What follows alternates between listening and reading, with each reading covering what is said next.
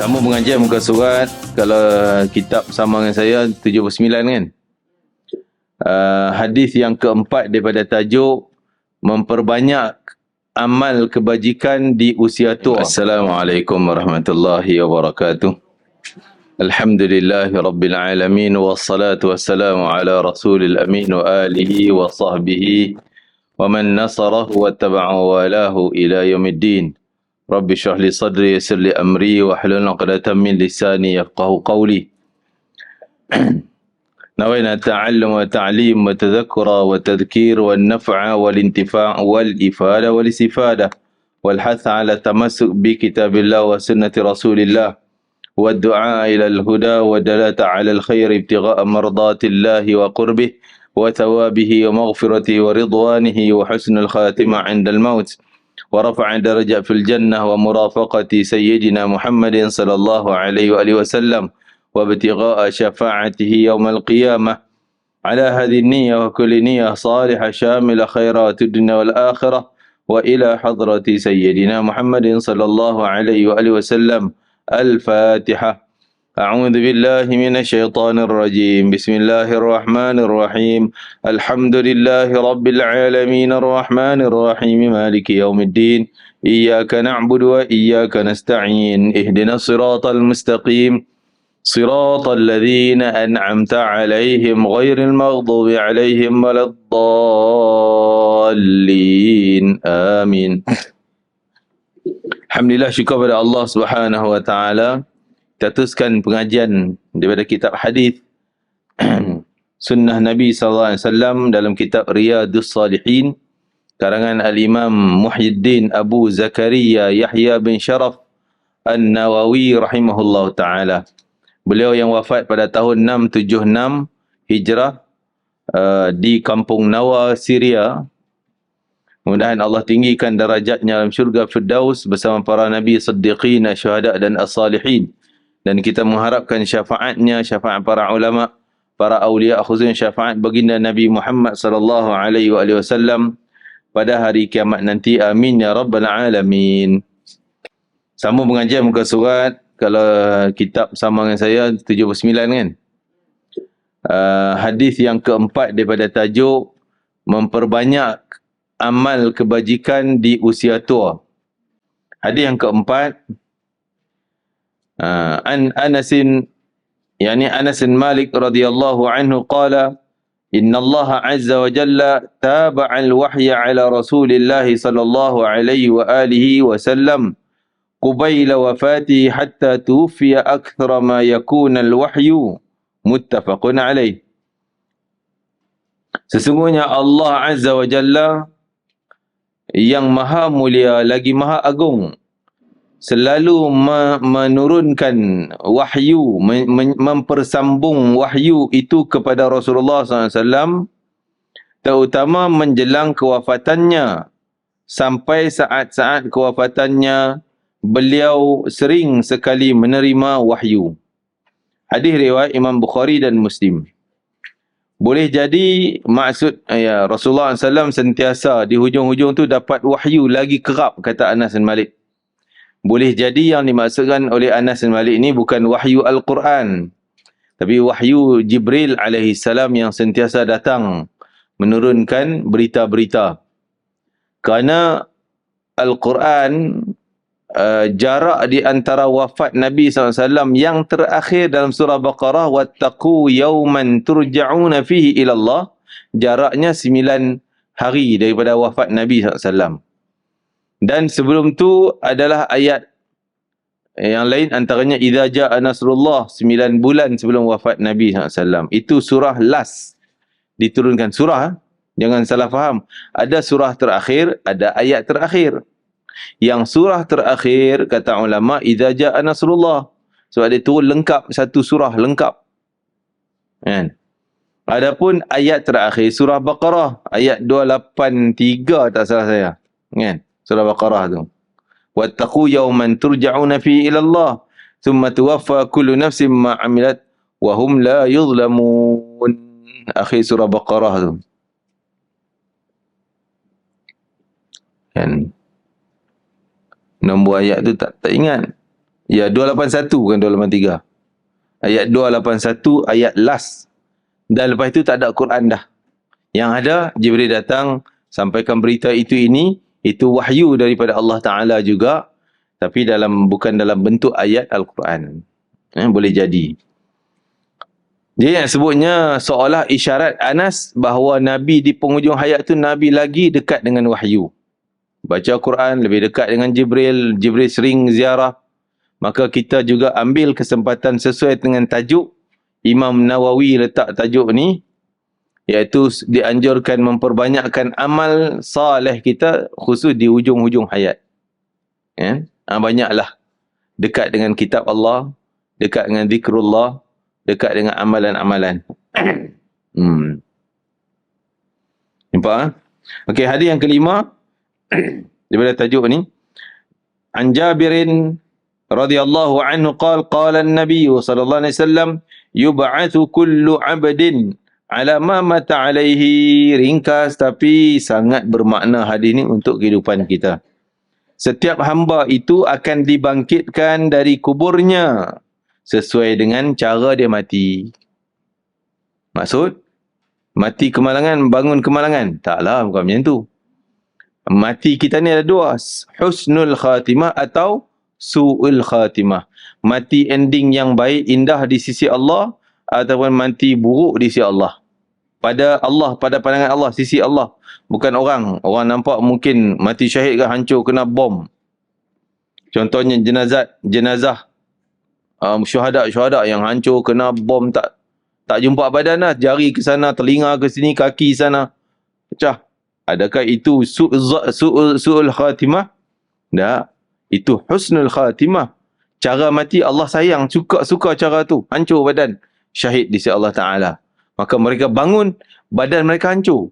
Memang hancur. Tapi hancur tu bukan sakit. Di mahsyar nanti, badan mereka hancur, seperti mana hancur kat dunia, tapi bukan sakit. Tapi itu perhiasan, kebanggaan. Macam mana orang perempuan bangga dengan ada cincin, mai gelang, mai perhiasan badan. Kan? Orang mati syahid ni bangga, darah sana, putus tangan, putus telinga, hancur. Itu perhiasan dia. Sebab tu syariat haram kita mandikan orang syahid. Sebab tu perhiasan kita basuh orang. Darah-darah dia tu. Dia kata kotor lah, nak basuh bagi bersih, bagi cantik. Dah. Itu akan jadi kebanggaan dia di akhirat nanti. Kita tak boleh mandikan dia. Terus kapan, kalau nak kapan, tak kapan pun tak apa. Kan? Tanam gitu je. Yang wajib tanam je untuk orang yang mati syahid ni. Kan? Itu kebanggaan bagi mereka. Jadi kalau mati dengan su'il khatimah, walaupun nampak baik, atas tilam, atas katil, atas cantik je kan. Tapi tak kena siksa. Su'il khatimah. Dalam Al-Quran Allah Ta'ala sebut, walau tara, kalau kamu nampak, kalau kamu boleh tengok lah, cara malaikat cabut nyawa orang kafir, dengan dia ketuk, pukul, hantam depan, hantam belakang, hantam siksa depan belakang, tarik rentak, macam ditarik duri celah-celah daging. Melekat kat daging kan, rentak macam mana jadi? Daging berkecai, pecah daging. Macam itulah roh dicabut daripada orang yang su'il khatimah. Nabi Ibrahim AS, tanya malaikat Israel, malaikat maut, macam mana cara kau cabut nyawa orang? Dia kata, aku ni ada dua rupa. Boleh menyerupai dua rupa.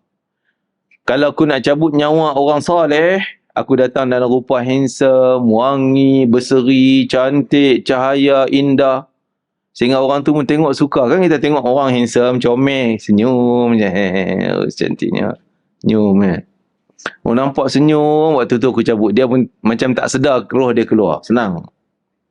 Tapi kalau aku berdepan, habis tu kau berdepan dengan orang yang maksiat, aku datang dengan muka yang bengis, menakutkan, busuk, menggerunkan orang tu, kan?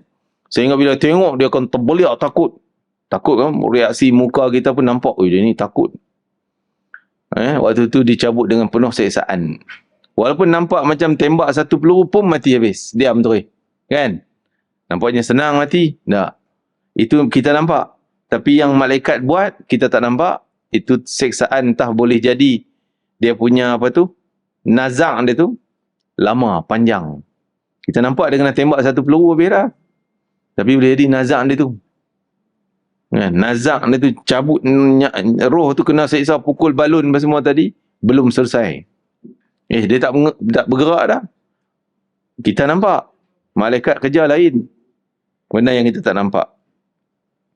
Semoga Allah kurniakan kita husnul khatimah indal maut. Amin ya rabbal alamin. Antara jalan orang nak cari husnul khatimah selain pada amal saleh yang dia lakukan, yang jelas-jelas seperti semayangnya apa segalanya, Quran, zikir, doa. Salah satunya adalah hadir majlis ilmu, majlis zikir. Orang yang rajin, yang istiqamah dengan penuh ikhlasnya, seolah dah ada jaminan husnul khatimah. InsyaAllah. Jaga ikhlas kita aja. Jaga keikhlasan. Jalan dah cantik dah. Cuma benda tu ada kat diri masing-masing. Kan? Semua dah sampai satu tempat, tapi hati tu masing-masing jaga. Kan? Ada yang boleh jadi ikhlas, boleh jadi tak ikhlas. Wallahualam. Dan bagaimana mati pula? Dalam hadis yang lain ataupun dalam ayat Quran, Allah Ta'ala sebut tentang Nabi Yaqub pesan ke anak-anak dia 12 orang tu. Wala tamutunna illa wa antum muslimun. Jangan kamu mati kecuali pasti mati dalam Islam. Kita boleh jamin ke? Jaminan tak boleh lah, tapi usaha boleh. Nak mati dalam Islam sebab hari ini kita alhamdulillah Islam taat, taqwa. Tak tahu esoknya jadi macam mana. Dan Nabi sebut akhir zaman nanti fitnah datang bahaya. Fitnah tu macam gelap gelita, malam gelita. Sampai kita tak tahu apa benda ni, pegang wayar, cacing apa. Maksudnya, tak tahu benda apa, malam gelap kan. Jalan tersepak apa, wayar tu kita, ular ke apa ni? Tak tahu, macam tu Nabi kata gelap. Sampai orang tak boleh tahu. Boleh jadi siangnya beriman cantik. Petang dah kafir murtad, na'udzubillah min dzalik. Jadi petang pula cantik dah, pagi dah jadi lain. Dan murtad dah. Tu fitnah. Jadi kita pun tak tahu esok apa nak jadi. Yang kita harap sangat minta Allah kekal lah hidayah untuk kita. Kan? Mati dalam Islam, mati dalam iman, mati dalam husnul khatimah. Tak tahu. Tapi macam mana boleh Nabi Yaqub pesan ke anak, jangan mati kecuali mati dalam Islam. Maksud Nabi Yaqub itu, kata para ahli tafsir, adalah kamu kena hidup cara Islam. Itulah membawa kepada mati cara Islam. Kalau hidup cara maksiat, mati dengan cara maksiat itulah. Berapa ramai kita tengok orang yang, contoh, kaki minum arak, mati dalam keadaan mabuk. Dah kebiasaan dia macam tu. Mati pun dalam keadaan tu. Kan? Ahli zina, mati dalam keadaan berzina. Baru sudah berzina. Kan? Maka, sebab itulah kita minta husnul khatimah. Kena minta sentiasa. Ini yang paling menakutkan kita. Sebab kematian tu penentu. Penentu apa? Penentu kita kubur tang mana. Kubur kan ada dua tempatnya, tak ada tiga. Sama ada taman, syurga ataupun liang neraka. Tak A, B, B, A. Itu je, pilih. Mati tu penentu kita nak pilih A ke B tadi ni. Dan dahlah kubur tu sebagai penentu pula kita mahsyar duduk tang mana. Kan? Begitulah seterus perjalanan. Jadi bermula kehidupan kita sebenar, ending tu. Sebab tu Nabi sebut, innamal a'malu bil khawatim. Bukan niat cerita lain lah, hadis lain. Betul lah tu, betul hadis. Tapi saya nak cerita hadis yang satu lagi. Bunyi awal itu sama dah. Innamal a'malu bin niat, innamal a'malu bil khawatim. Sungguhnya diambil kira amalan tu ending kita, ending. Penghujung. Kesudahan tu. Macam mana orang berlumba sukan, lomba kereta, lomba motor, lomba lari. Nak kira menang tak menang di penghujung lah. Siapa sampai tali dulu. Awal dia kalah, dia ketinggalan. Tapi main hujung dia potong orang, dia menang. Kita menyentuh juga. Awal ni tak tahu macam mana. Tapi yang penting ending tu baik.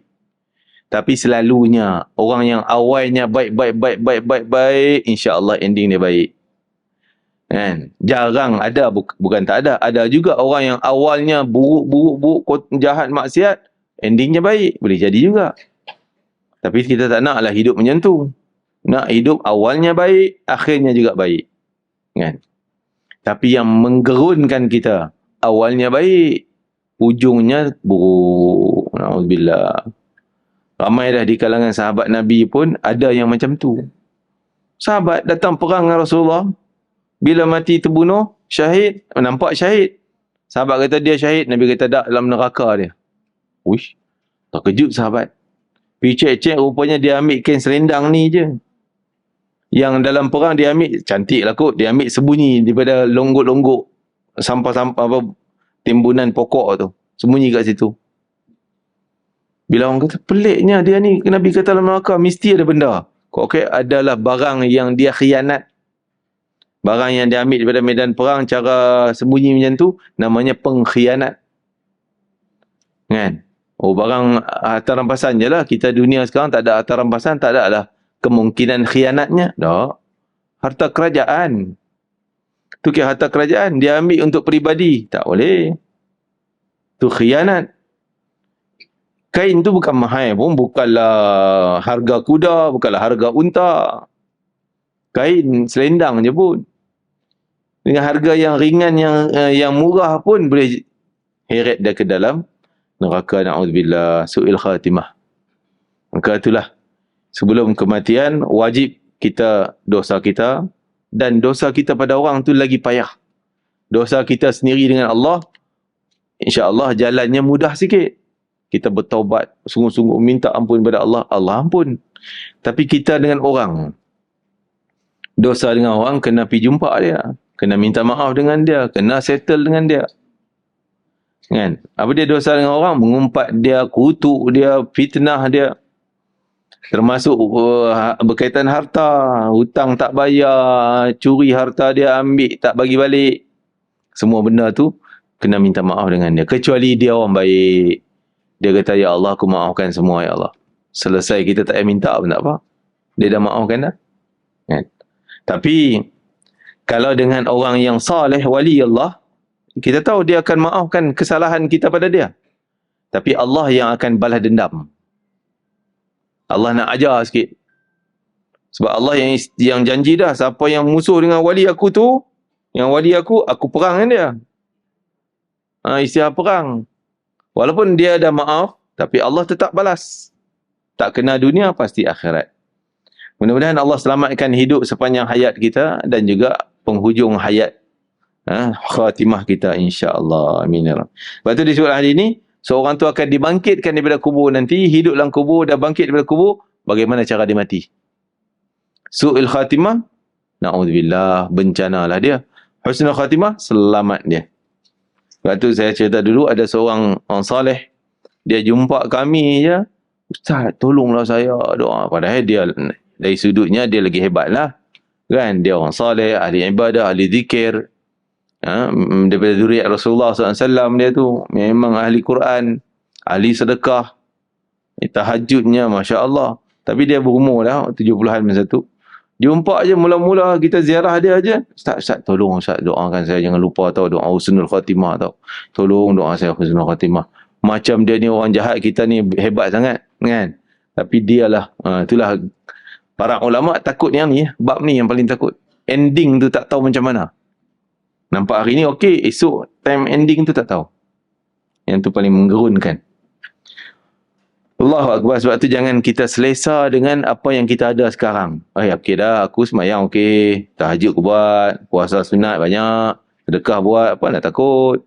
Kita kena ada sentiasa takut dengan Allah. Tak tahu macam mana keadaan hujung kita ni. Kan? Kita tengok tajuk baru, bab banyaknya jalan kebajikan. Jalan nak pergi syurga. Lebih senang kita faham ni. Rasulullah nak sebut, jalan nak pergi syurga tu bukan satu jalan. Banyak highway. Jangan kata, oh nak masuk syurga ni ustaz-ustaz je. Tak tentu. Nak masuk syurga ni orang masjid je. Dia rajin main masjid. Oh ni syurga lah. Tak main masjid tak syurga.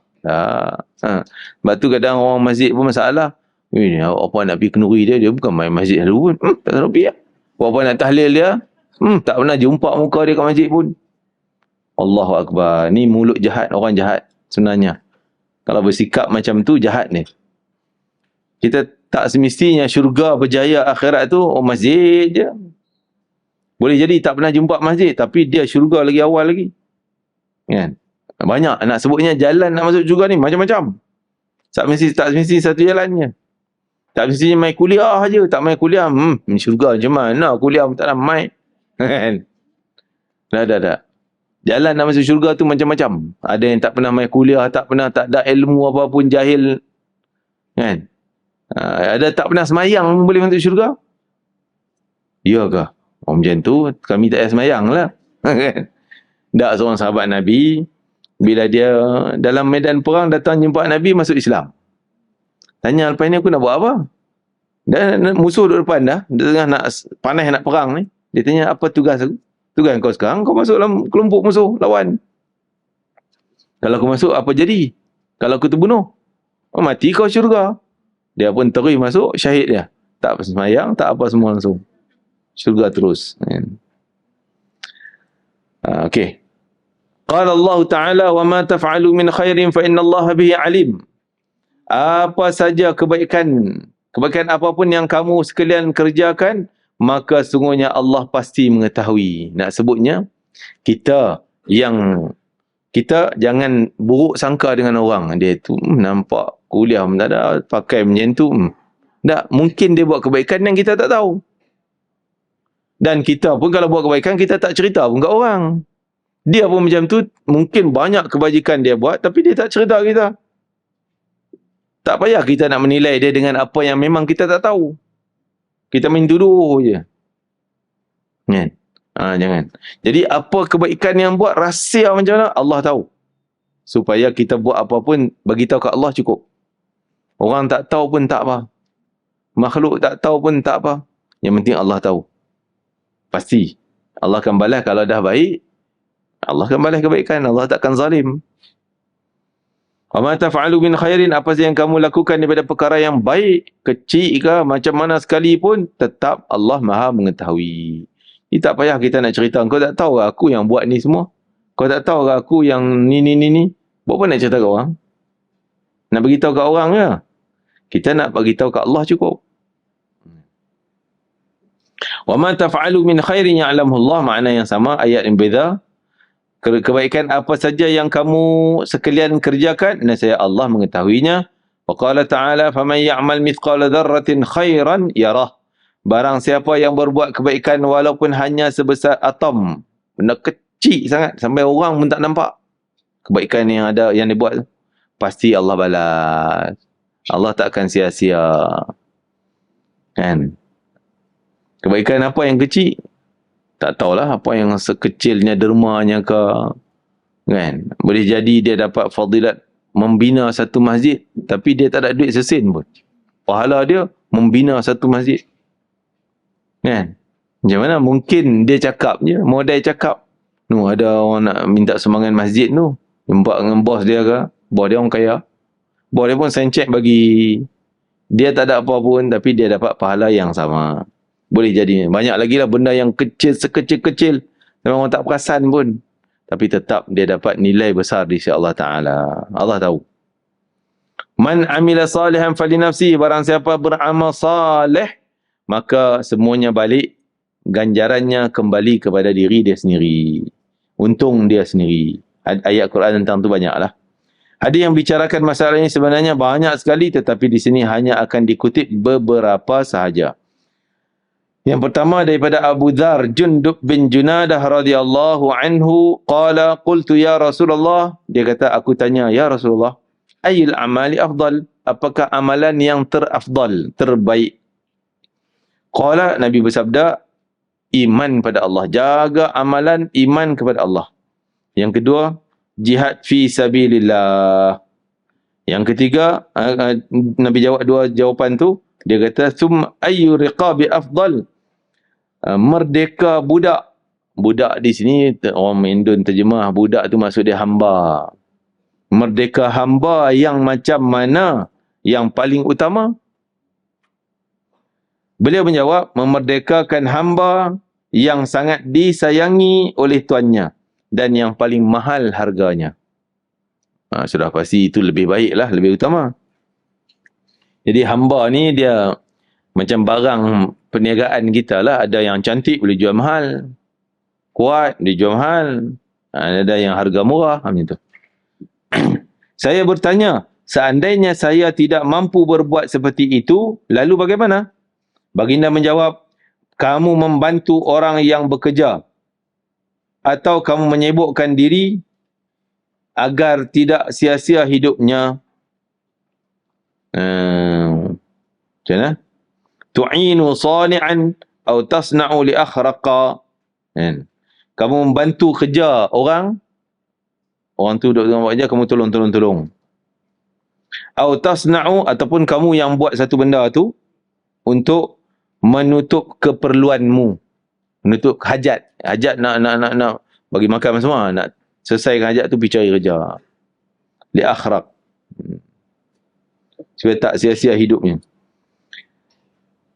Jadi yang dia tanya lagi, wahai Rasulullah, bagaimanakah seandainya itu pun tak mampu nak buat kerja, pun tak mampu nak tolong orang pun tak larat?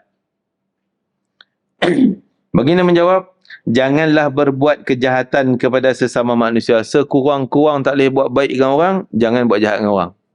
Jangan cari pasal dengan orang. Jangan cari gaduh dengan orang, menyakiti orang. Duk diam dah. Itu dah kira baik itu. Sekurang-kurang kebaikan. Kerana sungguhnya yang demikian itu termasuk sedekah pada dirimu. Maksudnya yang buat-buat tadi ni, semua kira pahala sedekah belaka. Kita bekerja cari nafkah, itu pahala sedekah. Sebab nafkah tu guna untuk sedekah jugalah. Isteri, anak, tanggungan kita. Semuanya. Jadi, semua tu adalah jalan-jalan syurga. Kalau buat dengan ikhlas, semuanya Allah nilai ganjaran besar, selamatnya. Yang penting, jangan ganggu orang. Last kali itu Nabi pesan. Takufu syarraka anin nas. Jaga kejahatan kau, jangan bagi kena ke orang. Tahan. Di lain Nabi sebut, al-muslimun, orang Islam, sebenar-benar Islam adalah yang lidahnya, tangannya selamat daripada menyakiti orang lain. Tak ganggu kacau orang. Mulut dia tak kacau orang, tangan dia tak kacau orang. Itu barulah benar-benar orang Islam. Kalau semayang nampak Islam, dia semayang, pakaian bagus, semua bagus, puasa bagus. Tapi mulut jahat. Mulut mengutuk orang. Mulut menyakiti orang, maki hamun orang. Itu bukan orang Islam sebenar. Tapi Nabi kata apa? Datang seorang sahabat, ya Rasulullah, jiran aku. Baik, amal. Semayang sunat banyak, sedekah banyak, kebajikan banyak, semuanya lah. Tapi mulut dia menyakiti jiran-jiran yang lain. Mengganggu jiran yang lain. Nabi kata amalan dia tak ada manfaat untuk dia. Hiya finnar. Dia dalam neraka. Uish. Allahu Akbar. Seorang pula tanya, Rasulullah, jiran aku tu amalan tak banyak. Alah, semayang 5 waktu adalah kot buat. Puasa Ramadan je lah, sunat tak ada lah nak puasa sunat.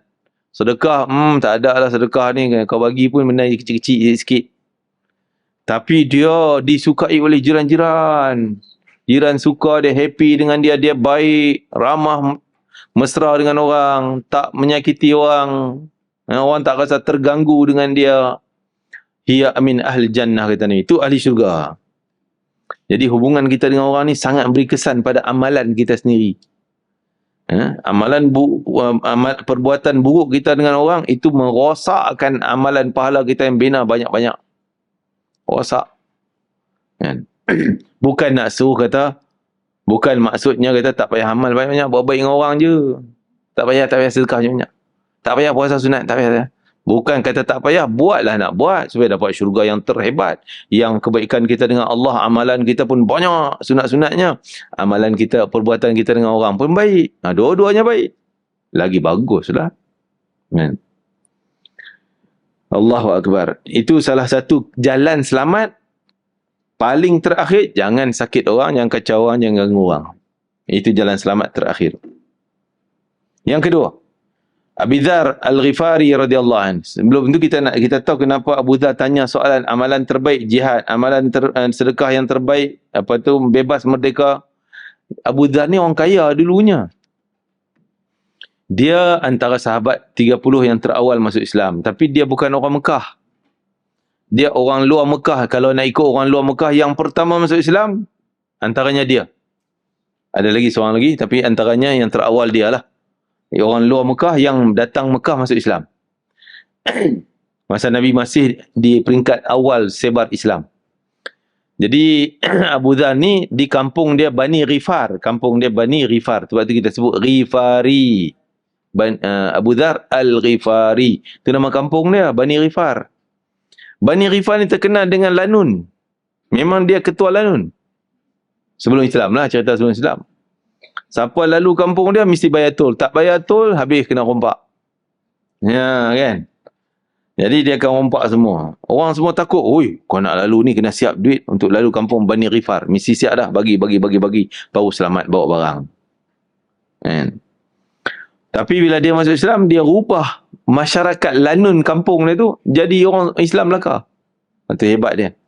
Jadi kekayaan dia banyak lah. Kekayaan hasil lanun zaman dulu tu. Kaya. Hamba pun ramai. Tu dia tanya soalan pada Nabi. Kan, nak merdeka hamba yang macam mana? Nabi kata yang paling berharga. Nabi tak suruh lah semua. Kan, kalau semua dia pun keperluan pada hamba, jadi kena ada jugalah. Jadi yang paling kau sayang.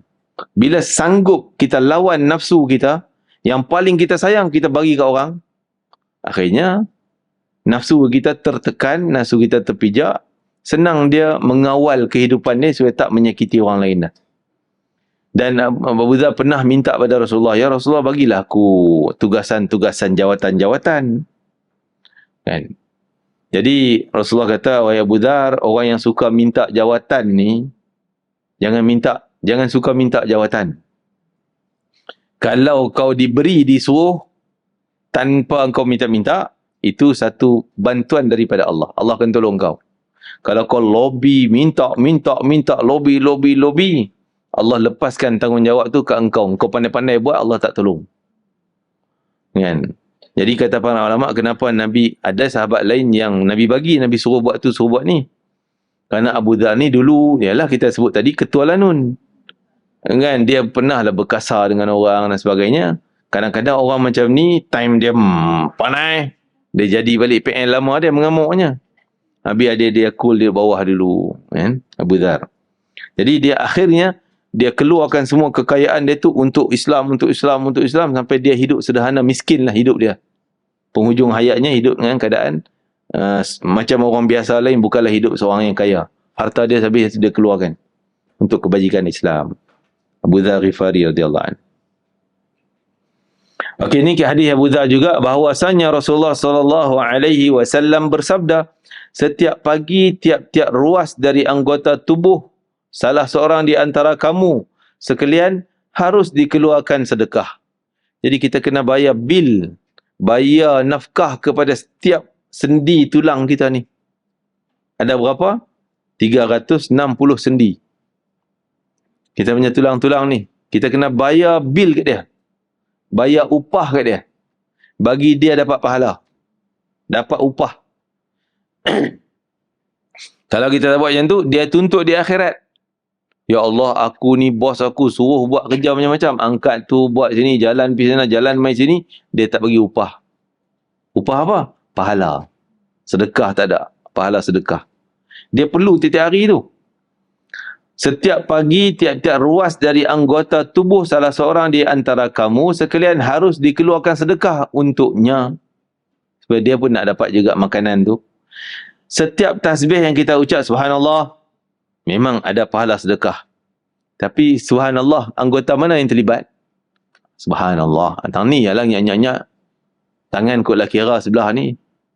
Kira jugalah dia bergerak juga. Kiri tak bergerak, kaki tak bergerak kot subhanallah kan. Anggota lain tak banyak tak terlibat lah. Dia tak menyeluruh. Bagus subhanallah. Adalah sedekah. Setiap tahmid ucap alhamdulillah pun sama. Adalah sedekah. Setiap tahlil yang diucap la ilaha illallah, la ilaha illallah adalah sedekah. Setiap takbir Allah Akbar, Allah Akbar, Allah adalah sedekah. Menyuruh buat-buat baik, amar ma'ruf, nahi mungkar, menyuruh buat baik adalah sedekah, mencegah kemungkaran adalah sedekah. Dan semua itu bisa diganti dengan 2 rakaat solat duha. Bila kita sembahyang sunat duha 2 rakaat, selesai kita dah bayar bil semua. Semua tulang dapat. Yalah sembahyang kan semua bergerak. Kaki, lutut, jari, berlipat semua. Tulang belakang kita, sendi-sendi tulang belakang semua bergerak. Ha? Jadi dah bayar dah bil untuk dia orang. Tiap-tiap hari dapat makanan dia. Selesai tanggungjawab kita kat dia orang. Kan? Jadi seolah anjuran supaya kita semahyang tu, sunat duha tu, setiap pagi mesti ada sembahyang sunat. Yang fardu benda wajib. Tu sakit ke, tak ada tulang ke, tetap kena buat. Kan, orang tak ada kaki pun kena sembahyang. Apa pun maksud kena buat. Tapi yang sunat ni Allah nak menilai, oh hamba aku sayang sungguh kat aku tak wajib pun dia buat juga. Yang ni penilaian Allah. Kan? Okay. Jadi sembahyang duha tu adalah sangat penting kerana itu tanggungjawab kita di waktu pagi. Dan hadis lain sembahyang siapa sembahyang wahai ibnu Adam, ya bena Adam, Allah kata, wahai anak Adam, 2 rakaat kamu di awal pagi, aku akan cukupkan segala keperluanmu sampai ke petang. 2 rakaat kau waktu pagi, sunatnya, yang bukan subuh tu, yang sunat. Duha, ataupun kalau kita isyraq lah.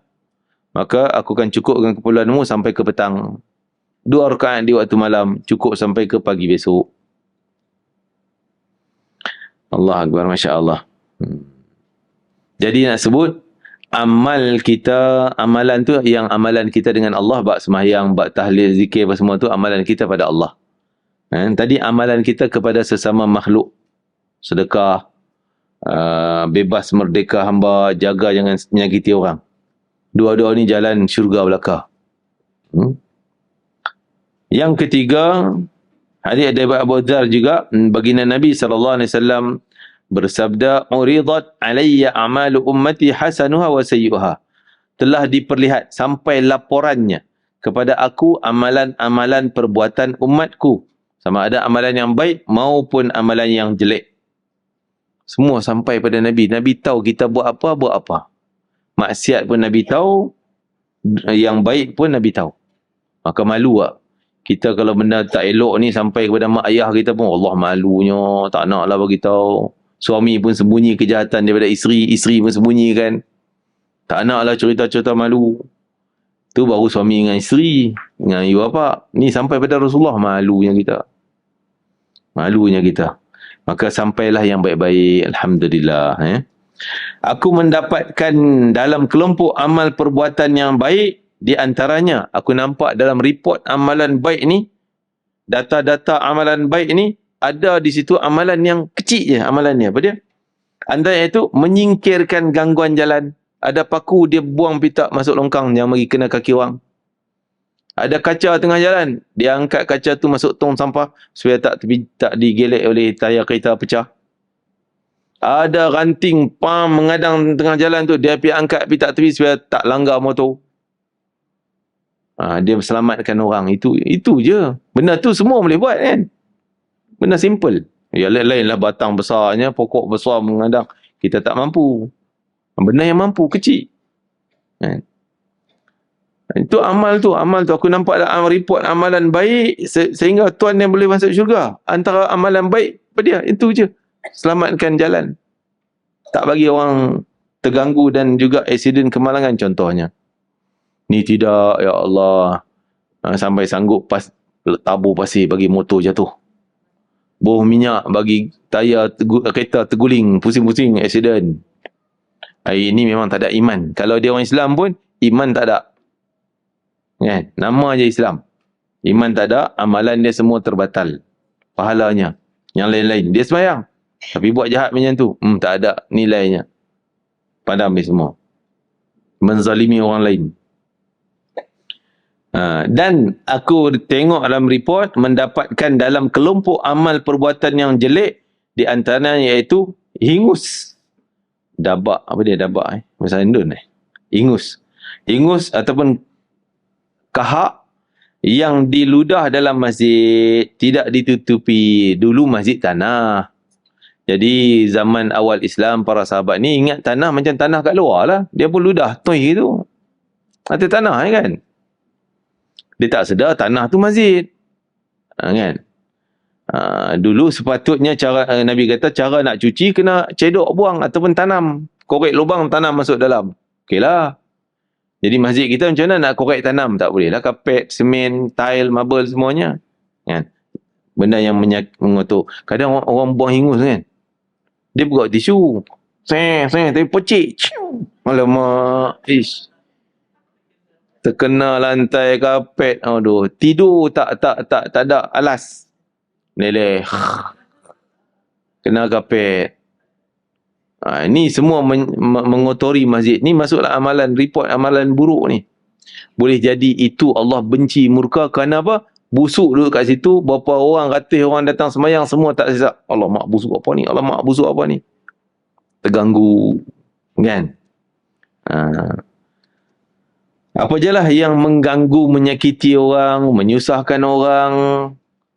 Semua tu termasuklah amalan yang buruk. Hubungan kita dengan orang. Dan menyelamatkan orang. Sehingga Nabi kata ada dalam syurga, aku tengok dalam syurga ada seorang berlompat-lompat huri masuk syurga. Huri, seronok dia. Lari sana tengok syurga. Hebatnya lari sini tengok hebatnya, seronok. Berlompat-lompat dalam syurga.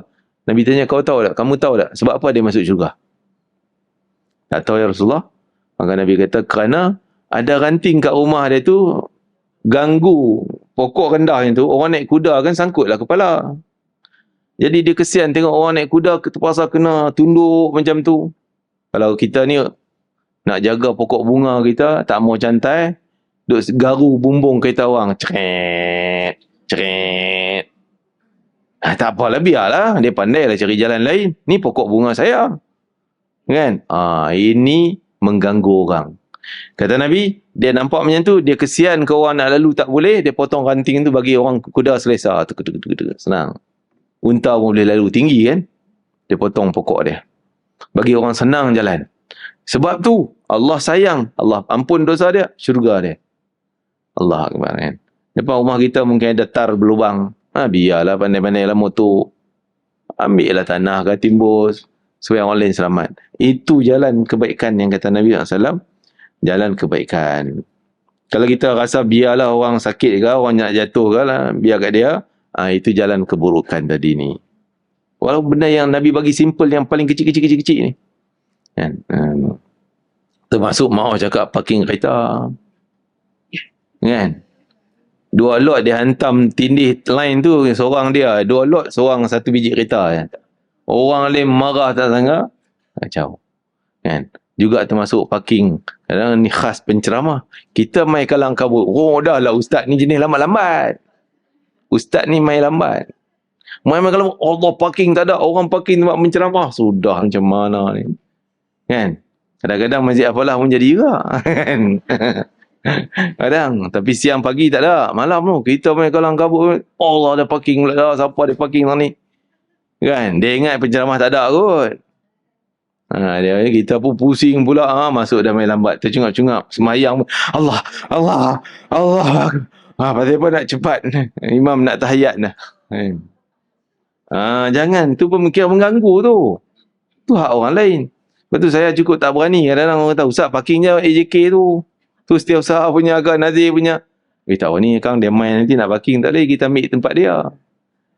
Menyakiti dia, mengganggu dia. Tak tahu ni, biar cari tempat orang biasa. Tapi hati-hati lah, jangan, apa pun kira jangan menyusahkan orang. Walaupun benda tu kecil, Ustaz takkan buat parking, nak ambil kira, duduk apa ni, pahala syurga neraka. Dah. Kecil macam mana pun mengganggu orang lain. Itu termasuk. Jadi Nabi kata antara amalan buruk adalah ludahan yang tak dikambus. Maksud zaman masjid Nabi lah. Tak dibersihkan.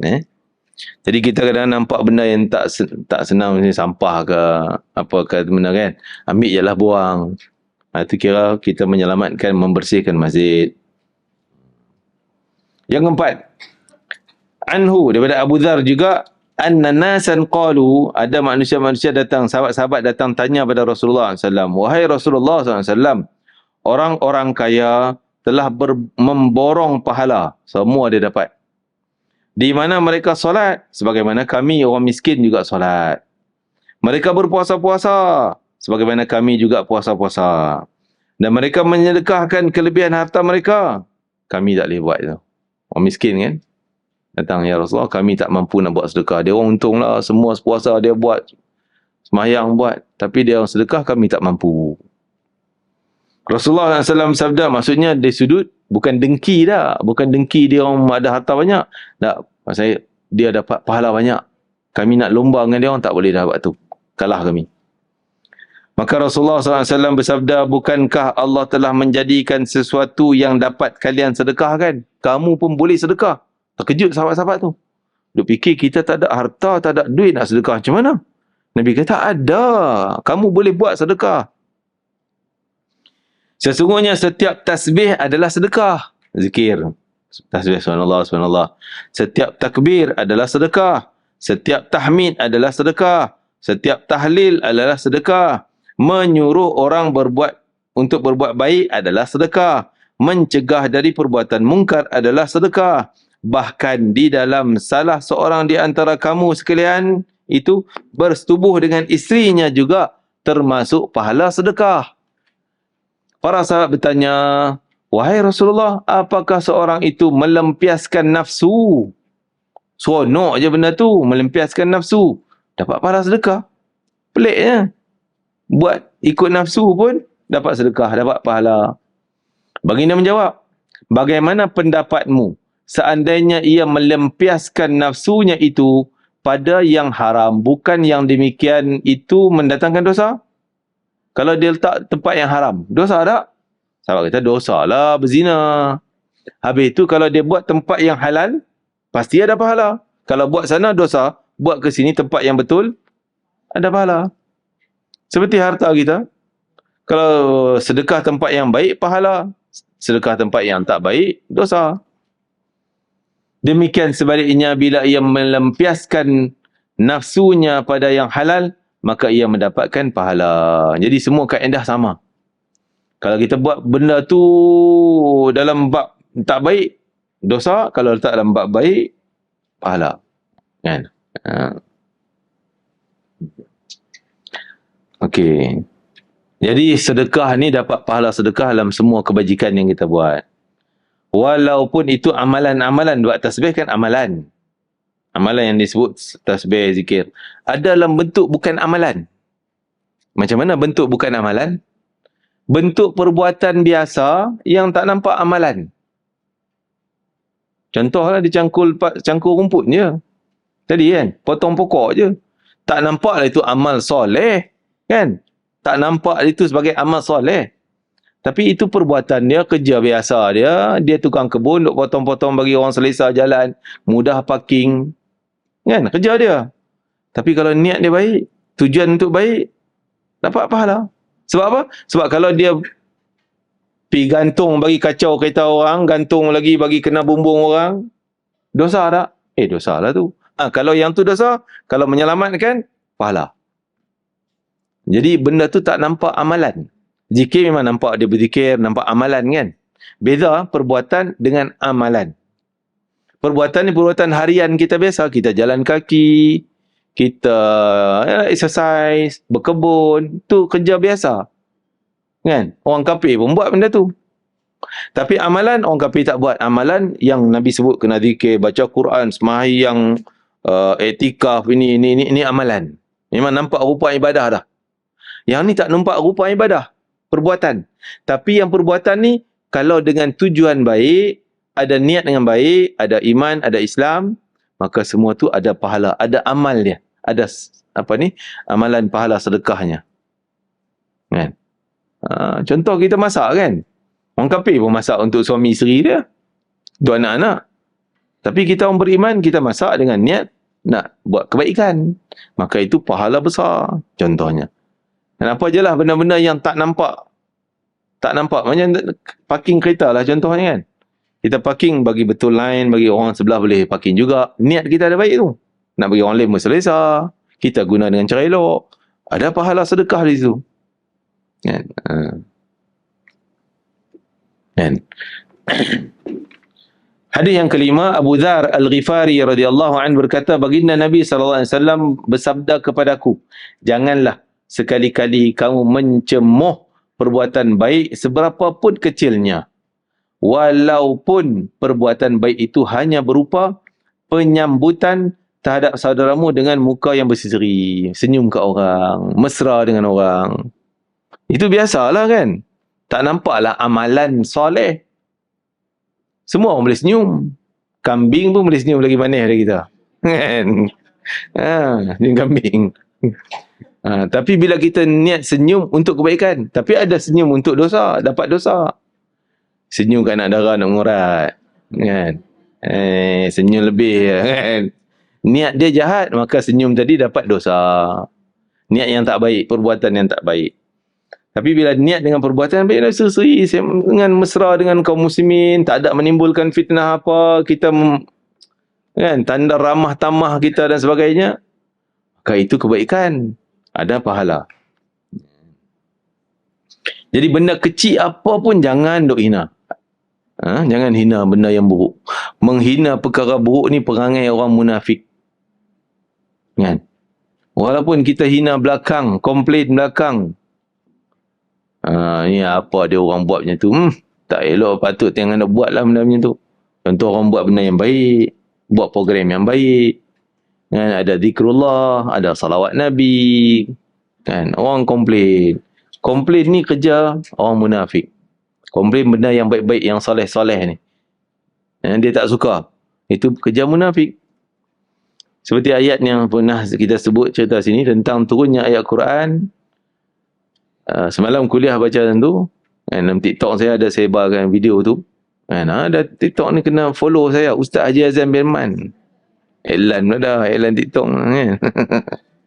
Tujuan kita nak sebar video-video, kita buat pendek-pendek sebar. Jadi sebutnya turun ayat alladzina yalmizunal mutawwi'in, orang yang mengejek-ngejek orang yang buat baik dalam sedekah. Sebab apa turun ayat ni? Kerana sahabat-sahabat miskin. Mula bila Nabi anjurkan sedekah nak pergi perang Tabuk, jauh. Jadi datanglah sahabat-sahabat kaya-kaya, jutawan-jutawan ni. Antaranya Abdul Rahman bin Auf, Sayyidina Umar Khattab, Sayyidina Bakar Siddiq, sekian banyak harta. Datang Sayyidina Uthman bawa 100 ekor unta. Dengan load barang penuh belakang unta tu. Ambil je sahabat, ambil bawa pergi. Nak perang Makanan cukup dengan kepuk tu semua lengkap. Sampai orang munafik belakang duk kutuk. Belagak nak tunjuk kaya tu, riak nak tunjuk kat orang, buat amal riak. Kan? Komplain belakang. Okey, Allah tak bela lagi lah, tak turun ayat. Walaupun perbuatan tu jahat dah orang tu, duk komplain. Tapi bila sekali dia komplain orang miskin tu baru dapat upah segenggam macam ni. Bawa kurma, baru dapat tadi dia kerja kebun, pagi pergi cangkul-cangkul kebun, orang dapat upah kurma, dapat banyak tu. Kurma pula bukan kurma baru. Kurma baru nak tunggu seminggu 2 minggu lagi. Ni kurma lama tahun lepas macam ni. Kan, kemetot kurma kan. Kering dah, terkupas kulit dah. Kan. Bawa balik ni, ini nak bagi makan isteri dia malam ni. Anak-anak tunggu makanan ni kurma ni. Lalu-lalu di masjid tengok apa ni? Oh, Nabi anjurkan sedekah nak pergi perang Tabuk. Sedekah nak pergi perang. Dia dah confused, nak balik, nak bagi sini. Nak balik ke nak bagi sini. Akhirnya dia kata tak ada, balik hari-hari boleh makan. Hari ni tak makan, esok dapat lagi. Sini tak ada bagi hari ni, tak dapat dah peluang ni. Ni peluang nak derma ni. Dia longgok semua situ. Orang munafik nampak dia longgok segenggam macam tu, kurma lama-lama buruk-buruk ni. Dia kata Allah Maha Kaya, tak perlu pun sedekah kau banyak ni, sikit ni tak payahlah nak bagi. Tak ada nilai apa-apa lah, sikitnya tak bagi lah. Hina dia, ngejek dia, hina, komplain dia. Allah turun bela ayat Quran. Alladzina yalmizunal mutawwi'in, orang yang suka sangat nak mengejek, mengutuk orang, komplain orang yang buat baik tu. Walladzina la yajiduna illa juhdahum, orang tu dah lah tak ada derma yang lain, itu je yang ada. Kau ngejek pula, kau hina pula. Dia bagi apa yang dia ada. Fayaskharuna minhum, maka mereka tu suka sangat mengejek orang beriman tadi. Akhirnya sakhirallahu min, Allah akan mengejek mereka dengan dahsyat, dengan keras, dengan azab. Walahum adzabun alim, mereka akan kena azab yang sangat pedih. Hati-hati. Jadi perangai mengejek atau komplain, menghina orang buat baik, itu adalah orang munafikin. Orang munafik, sebab tu Nabi kata, jangan kau menghina walaupun benda ma'ruf. Ma'ruf di sini, ni ma'ruf ni, perkataan hadis ma'ruf. Ma'ruf ada beza dengan salih.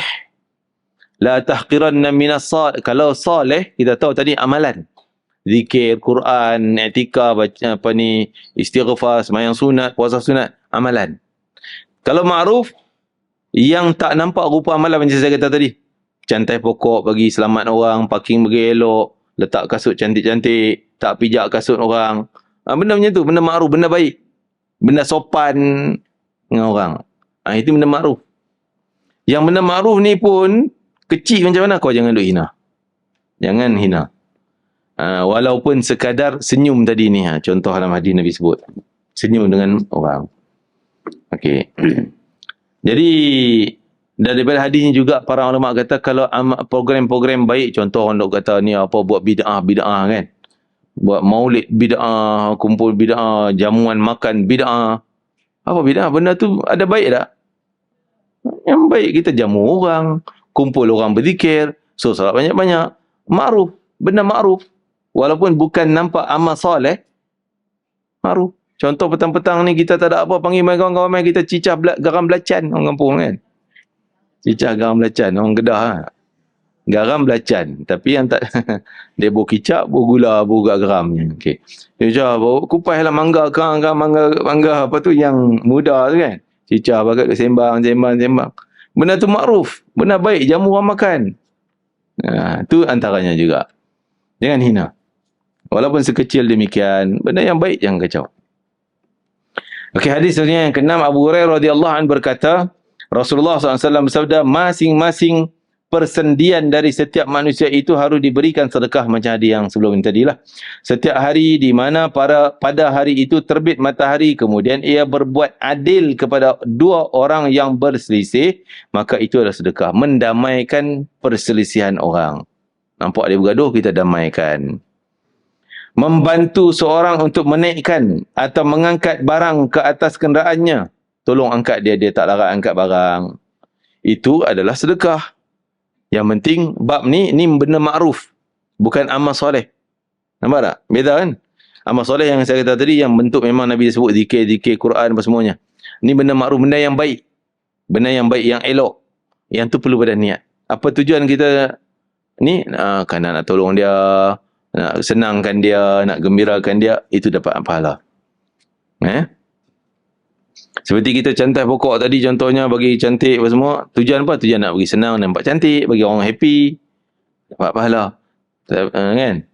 Tapi kalau sekadar untuk kepuasan kita, kita tak kisah, kita cantai bunga kita bagi cantik, yang pokok yang potong-potong campak depan tangga pintu orang.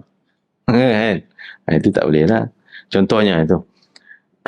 Jadi benda yang bentuk makruf ni kena ada tujuan dia, tujuan yang baik.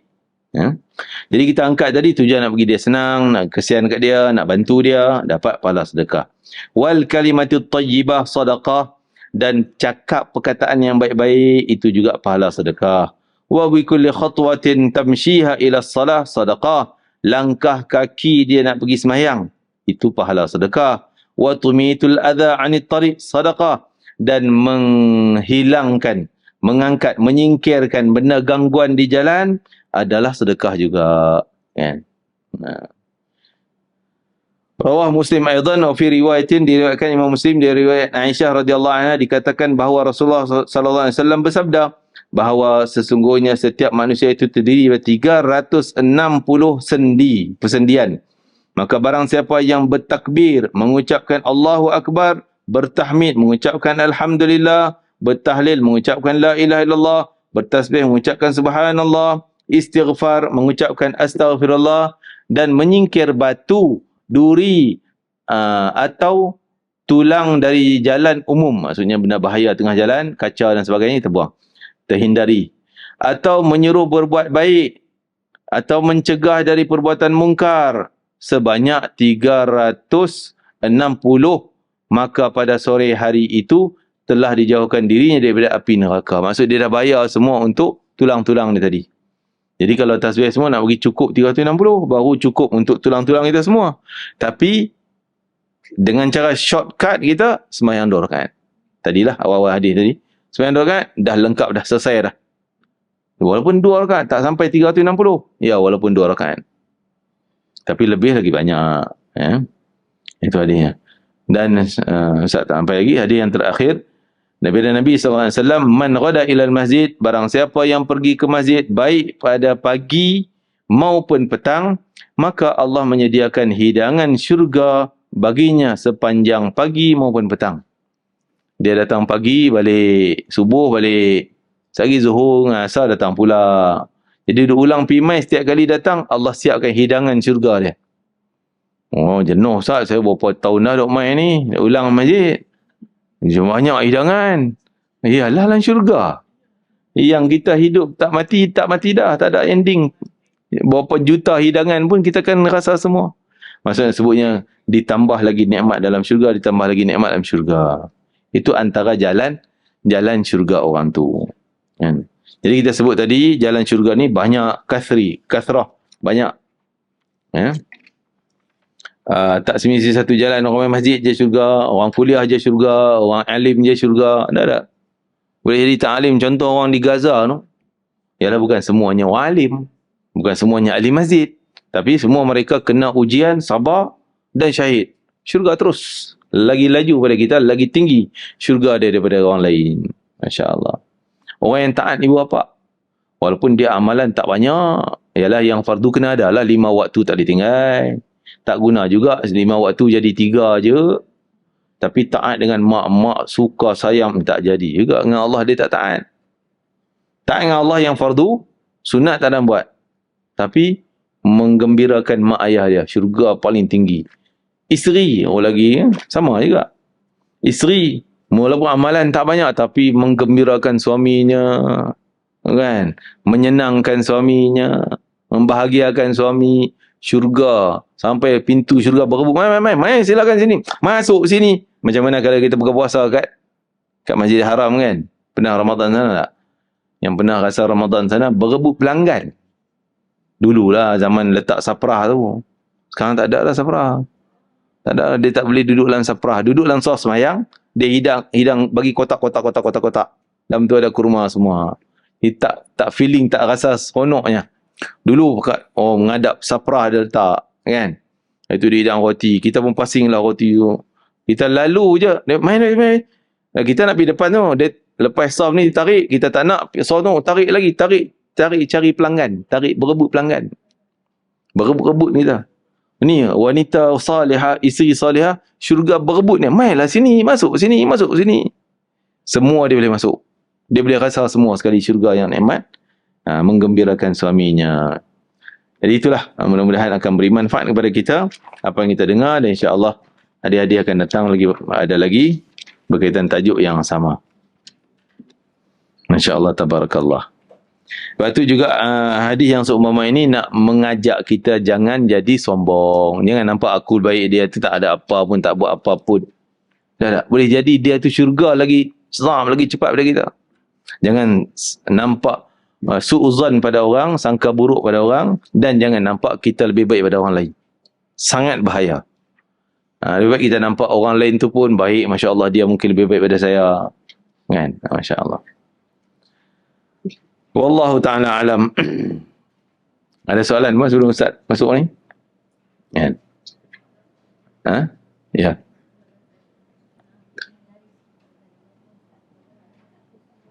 Kuat sikit.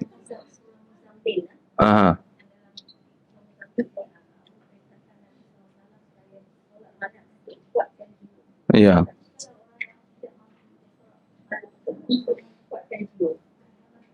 Dalam surah Muzammil, Allah suruh Nabi qiyamul lail untuk kuatkan jiwa dia. Jadi soalannya, bagaimana orang yang tak dapat bangun malam gitu kan?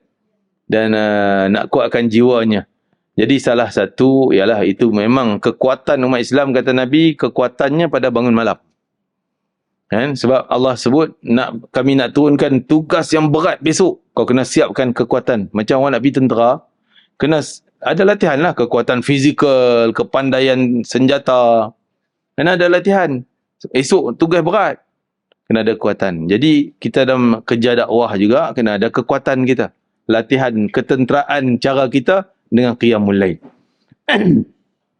Jadi bukan itu sajalah, tapi itu yang paling power, yang paling kuat. Stamina yang paling kuat. Adapun yang lain, baca Quran juga termasuk. Datang kuliah-kuliah macam ni, berkawan dengan orang soleh juga termasuk kekuatan kita. Dan kadang ada orang tu malam dia, Allah tak boleh lah, kalah, tak boleh nak bangun. Kan? Mungkin kekuatan dia datang daripada baca Quran dia. Kekuatan datang daripada zikir dia. Kekuatan dia bersama dengan orang soleh, kawan-kawan orang yang baik-baik. Kadang-kadang orang kawan baik ni jadi semangat kita. Orang kawan yang baik tolong-tolong kita, bagi semangat kat kita. Kata-kata hikmah dan sebagainya. Jadi banyak lagi lah sumber-sumber kekuatan diri. Tapi yang paling powerfulnya adalah qiyamul lail. Jangan qiyamul lail semayang je. Semayang tu kita mengadu tu. Ya Allah, aku lemah. Ya Allah, kau bagilah aku. Aku miskin, ya Allah, bagilah kekayaan. Aku jahil, ya Allah, bagi ilmu. Itu datang kekuatan pada kita. Doa waktu malam, menajat pada Allah waktu malam. Itu yang paling powerfulnya. Tapi boleh juga sumber-sumber yang lain. Wallahu a'lam. Ahlan wa sahlan pada Ustaz. Assalamualaikum warahmatullahi wabarakatuh. Subhanakallahumma wa bihamdika asyhadu an la ilaha illa anta astaghfiruka wa atubu ilaik. Alhamdulillah rabbil alamin. Taqabbalallahu minkum.